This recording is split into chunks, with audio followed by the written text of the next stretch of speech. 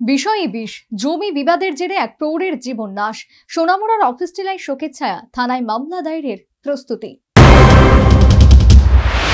প্রতিবেশী সাদেক মিয়ার সঙ্গে নাজির আহমেদ মজুমদারের দীর্ঘদিন যাবৎ জমি সংক্রান্ত বিবাদ চলছিল। এমনকি এই বিবাদ আদালত পর্যন্ত গড়িয়েছে। এখনো মামলার রায় ঘোষণা হয়নি।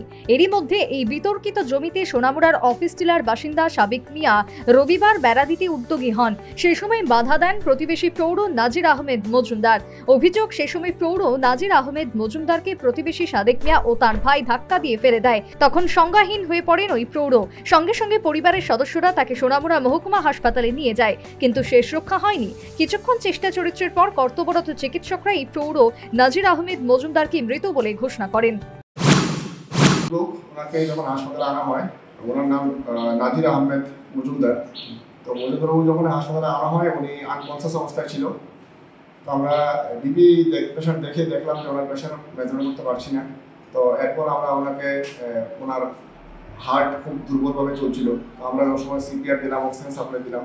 এরপর আমরা যা যা প্রয়োজনীয় কর্তব্য আছে সব কিছু ইমার্জেন্সি ম্যানেজমেন্ট করলাম। কিন্তু ম্যানেজমেন্ট করার পরে দেখলাম যে ওনার চেষ্টা করার পরে ওনার কোনো রেসপন্স পাচ্ছি না। তো বুঝতে পারলাম উনি মোটামুটি এটা একটা এক্সপায়ার করেছেন। এই নাজির আহমেদ মজুমদারের মৃত্যুর ঘটনায় প্রতিবেশী সাদেক মিয়া ও তার ভাইয়ের বিরুদ্ধে অভিযোগের আঙুল তুললেন মৃতের স্ত্রী। আমাদের রায় দিছে না, আমাদের দিলে দিতে পারে। আমাদের রায় দিছে না, আমি কাজ করি, আমি টাকা আমলেন না।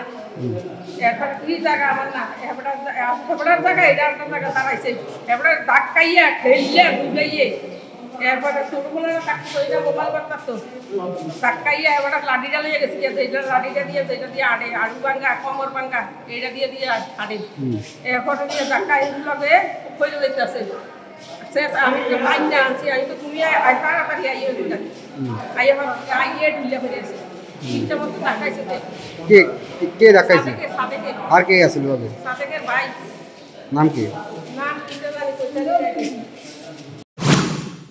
এই নাজির আহমেদ মজুমদারের মৃত্যুতে সোনামুড়া মহকুমার অফিস টিলা এলাকায় বর্তমানে শোকের ছায়া বিরাজ করছে।